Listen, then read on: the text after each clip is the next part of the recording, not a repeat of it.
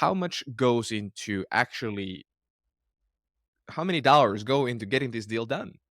If it's going to take like a year plus, year and a half, all the nuances, what would you say that is how much it's going to cost?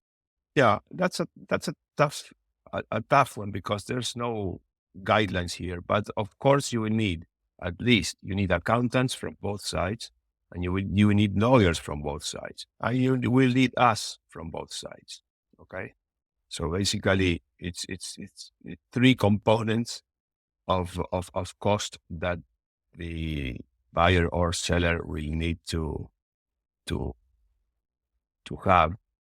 Um, it's difficult to put price on that because it depends on the size of the transaction. It depends on the hours that you spend. It depends on how well ordered is the company that you are going to Mhm. acquire or not, if it's public or not, if it's big or if it's small, if it has the projections that Marcio mentioned or not. It's very, very tailor made for each project. Budget. And what we do is exactly that. Try to assemble all these machines so that it flows. And you talk to the lawyers, you talk to the accountants, you talk to your client, you talk to everybody, and you try to uh, work with those variables all together. And the lawyers will keep you there forever. They will keep you there forever. And then when you look at the Brazilians, it's like everybody's graduating as a lawyer. And it's like we've had this conversation with multiple tech entrepreneurs in Brazil is that people should become a lawyer because they're making a very good amount of Benjamins. The dollars are keep coming into your pocket and they will sell their services forever. So then it's like, of course, it's like uh, dealing with that is super, super difficult and nuanced. And then we understand the complexities. But then it's like, because of these complexities, like let's take an example, $25 million deal that somebody like from the Netherlands wants to come to Brazil and wants to do a little shopping in from agriculture technology company. The budget is roughly 25 million. Now we're talking about a year of process ongoing. We have accountants, lawyers, and advisors like yourself in the deal. How much approximately, let's say, like wild ballpark estimate that you had to spend? I would say roughly perhaps 2 to 3% for the financial advisor only on one side. Obviously, the other side probably will spend a similar amount. I would say probably like 50 to 100 US dollars for lawyers on one Each side, side or one each side? each One side. side, yeah. Yeah, and a little less than that for the auditors. So at the end of the day, it's probably will build up to something probably above 5% of the overall transaction value at that particular size.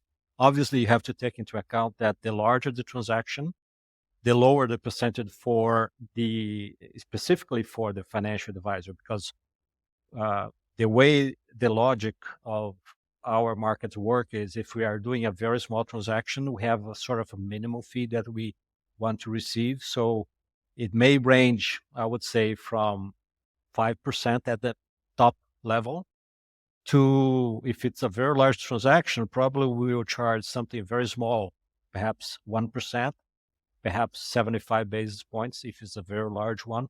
So it's a situation where the larger the transaction, the smaller the percentage, but the higher the absolute amount that we're getting because it's a large transaction. That's for the financial advisors. On the legal side, obviously, and the lawyers charge by the hour, right? And that's something that we advise our clients to do, which is sometimes lawyers want to have a success fee as well.